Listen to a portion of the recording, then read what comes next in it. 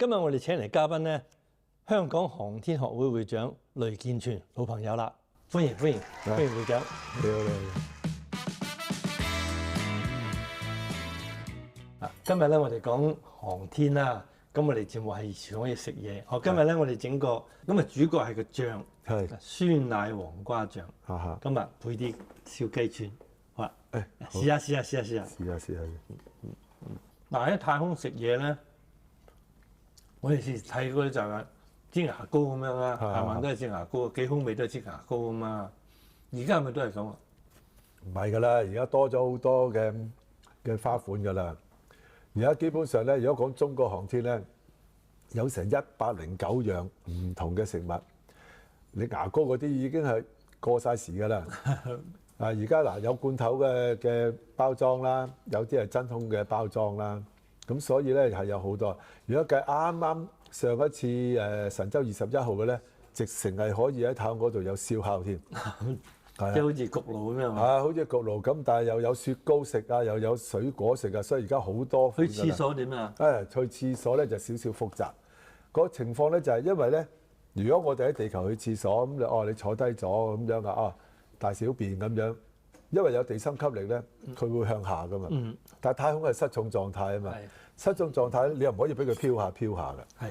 咁點樣咧？其實佢成個廁所咧就好似一個好巨型嘅吸塵機咁。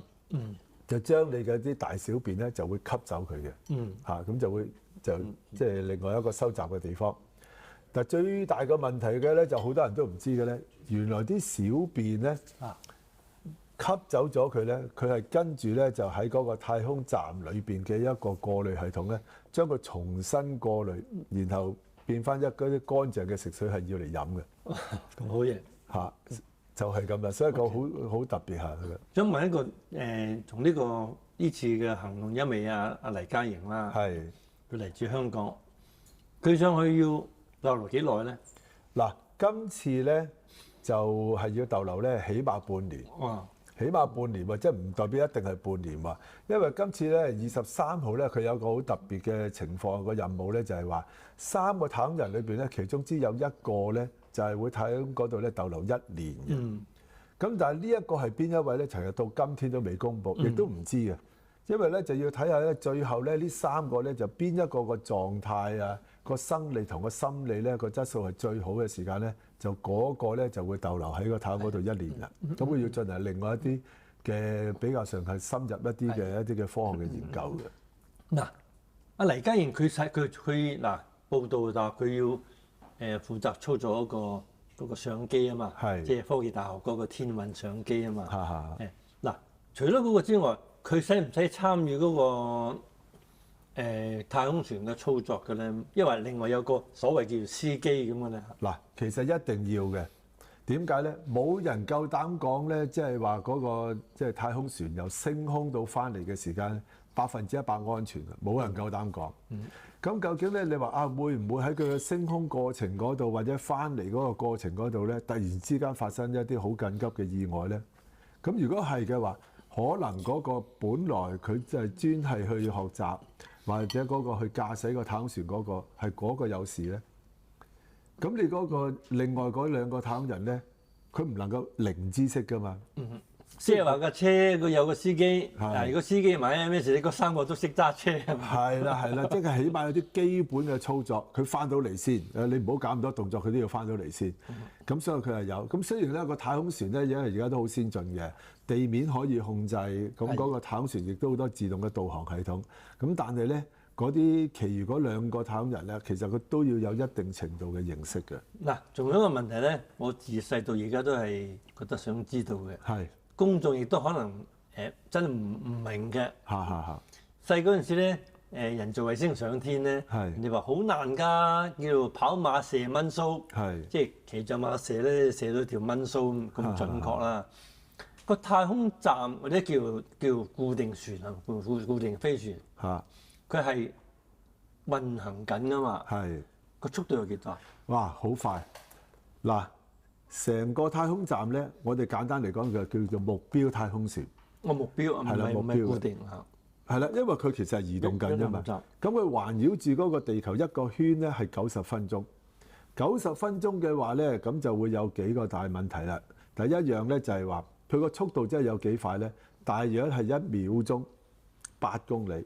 當然啦，你可以話佢有時係準確啲，因為佢環繞住唔係真係一個正圓形嚟，係一個橢圓形嘅，即係話佢有啲嘅距離咧，佢係會快啲，有啲嘅距離係慢啲。平均值啦，平均值咧就係1秒鐘，咁所以咧就係佢呢個就固定啦。所以點解佢就有個目標啦？咁嗰個神舟號飛船咧，你就要追佢啦。你追佢嘅時間咧，又有一個問題喎，因為咧你快得滯嘅話咧，就即係話你快過1秒鐘8公里咧，咁你就遠離咗個軌道，即係你飛走嘅。但係你低得滯嘅話咧，咁你就會俾地球嘅引力咧就會扯翻落嚟。咁啊，而家個科技第一就即係先進咗好多，亦都多咗好多儀器啊啲咁樣。咁所以咧就係話基本上咧喺中國航天嚟計咧，呢一個咧唔係一個好難嘅動作，但係我哋都能夠控制得到，即係都做得到嘅，所以好犀利嘅。太空人咧就10幾人咧就揀到1個2個嘅啫。咁如果我唔係讀緊科技，我唔係好科學嘅咧，咁人哋話刺激黎嘉瑩刺激我夢想咁我關我咩事啫？我都唔去搞科技。但係而家啲科學啊、行業啊、文科、理科都跨晒界㗎啦，係嘛？所以呢個夢想係咪淨係即係黎嘉瑩係淨係可以刺激到啲航天員嘅夢想？咁啊，梗係唔係淨係航天員啦？你黎嘉瑩細個佢都冇諗過做太空人啦，楊利偉細個都冇諗過做太空人㗎，係嘛？咁所以咧，即係話而家嚟講咧，即係話好多咧，即係我哋即係好多嘅學科咧，其實都會應用到喺航天嗰度。只不過咧話有啲咧就係話，如果你交俾一個人喺個太空嗰度去進行呢一個實驗咧，係嗰個效果會更加好，因為地球有啲嘅環境係做唔到嘅，地球係有重力㗎嘛，太空係失重嘅狀態。咁所以如果譬如話有另外有啲嘅人佢對呢個航天嘅一啲嘅任務佢係有興趣，佢唔一定由佢上去太空嗰度做嘅，佢可以將呢一個咁樣嘅實驗咧就交俾太空人喺太空嗰度做，佢一樣參與緊嘅。好似而家你好簡單啫，嗰個天文相機研究呢個天文相機嗰啲人冇上過太空㗎，但係佢呢個研究緊唔緊要啊？梗係好緊要啦。咁但係所以其實佢都有份參與嘅。所以咧，太空人只不過就係話尤其是而家我哋覺得哇，真係好嚮往佢嗰種咁樣嘅榮耀啦，一個咁難佢可以上得到佢咁。但係咧，其實任何一個人，如果你自己有一個夢想，除咗話自己親身上去個太空之外，其實咧你係可以有一啲嘅即係科學嘅一啲嘅研究係可以帶上太空嗰度做，不過交俾個太空人做，我哋都一樣可以參與到嘅。而家天上面即係除咗太空站之外，即係同太空有關嗰啲裝置，譬如話衛星都咁多國家加埋都幾萬個啦。係啊。嗱，幾萬個喺個茫茫太空入邊都係一粒塵咁少嘅啫。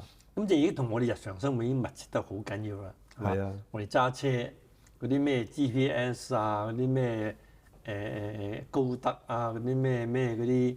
全部都導航北斗咁，都係同衛星有關㗎啦，同太空有關係咪？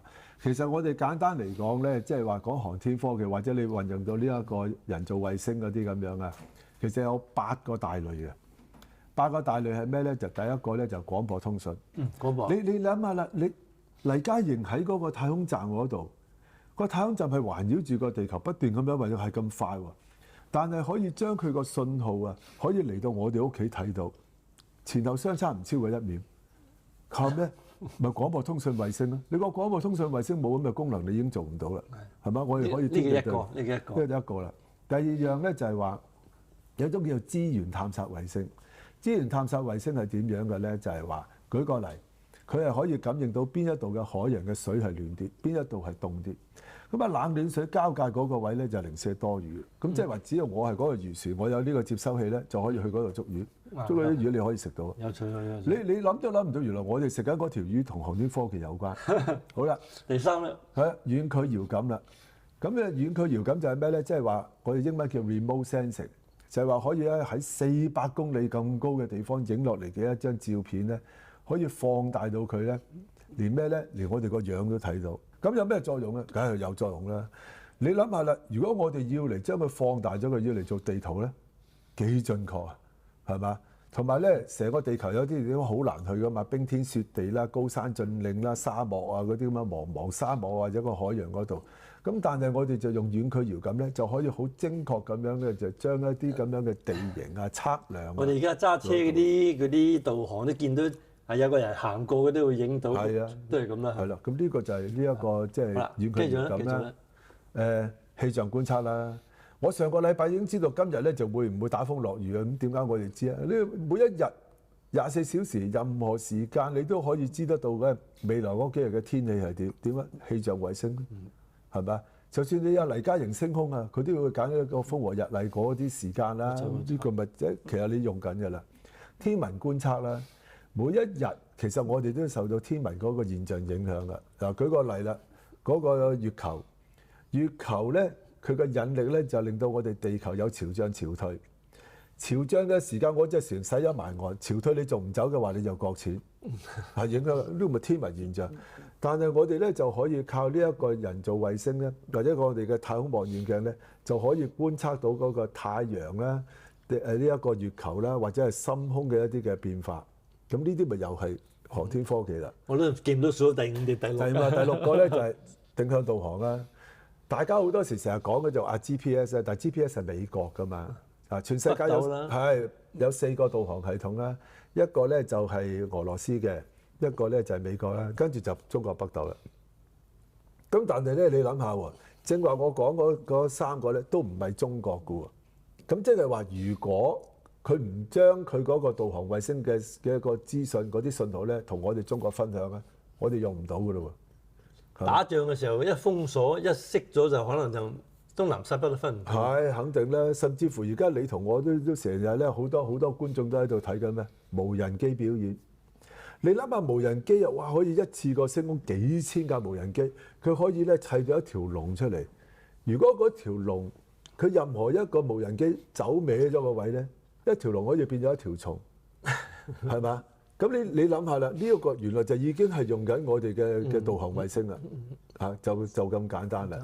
軍事防衛啦，第7啦嚇，係啦，我哋唔中意打仗，但係你唔可以否定根本而家就係好多嘅戰爭咧，就用緊呢一個軍事衛星。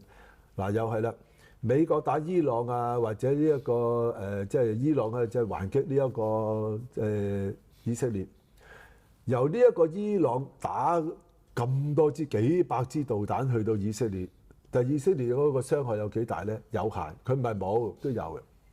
咁因為咩？有導彈防禦系統。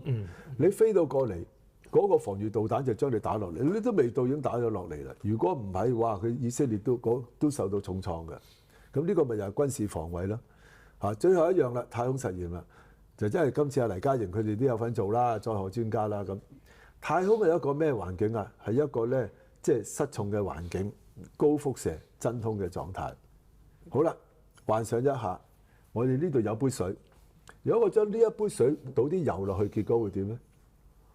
好多啲小朋友都識答啦。啲油浮喺啲水嘅上邊，因為油輕啲啊嘛。但係你講緊呢個係地球啊，呢個地球咧有地心吸力，所以輕嘅嘢喺上邊，重嘅嘢喺下邊。但係如果我將呢一杯水倒落個樽嗰度，交俾阿黎嘉瑩喺即係嗰個太空站裏邊，將水同油溝埋佢咧，因為失重狀態啊嘛，係唔會分開嘅喎。即係水溝油呢句説話就原來係溝得埋喎，咁就變咗一種新嘅物質㗎咯喎。嗱呢啲咪太空實驗啦，就係話你喺地球嗰度做唔到嘅。最近美國公布嗰啲 UFO 嘅嗰啲資料咧。係。點睇呢件事啊？嗱，你問我有冇 UFO 咧？咁但係其實咧，好大部分嘅即係我哋所謂嘅不明飛行物體咧，其實好大部分係解釋得到嘅。有啲係天文現象啦，有啲咧就係話佢啲人造假㗎啦，即係整出嚟嘅啫嘛。咁所以咧就大部分係解釋得到，解釋唔到嗰啲咧又唔一定佢係就即係我哋諗住佢係即係外太空嚟嘅，唔一定。因為點解咧？拍攝得唔清楚啦，資料唔詳盡啦。呢一輪咧就大家都好有呢一個即係關注呢個航天啦。咁我因為好多學校啊，好多媒體都揾我啦。咁我就推翻上遠少少啦，就係咩咧？其實你航天係由咩發展咧？航空發展。咁航空係咩咧？都係一啲人嘅夢想，就係以前見到咧就係一啲雀仔喺度飛。我可唔可以飛嘅咧？就佢想飛，都係有個夢想。你有夢想，你就有動力，你就要尋求一個咧，即係個答案。咁當然有好多失敗啦。咁但係當你個人製造咗好多嘅器具出嚟，能夠飛得到咧，你就希望咩？下一步咧，希望更高、更快、更遠。冇錯，係咪？咁所以咧，我都係好鼓勵咧，即係話年青人也好，其實咩年紀都得。其實有夢想唔緊要嘅，係咪？可能我哋喺個夢想嗰度，即係太空人係其中一樣嘢啫。但係你喺個追求嗰個答案嘅過程嗰度咧，其實你會得到更加多嘅資訊，更加多嘅知識，同樣更加多嘅夢想。冇錯，所以高科技咧，凡事都可能。係啊，都係嗰句説話，朝朝有理想，晚晚有夢想。係啊。係，多謝阿梁建全， OK，好，多謝，多謝。謝謝。謝謝。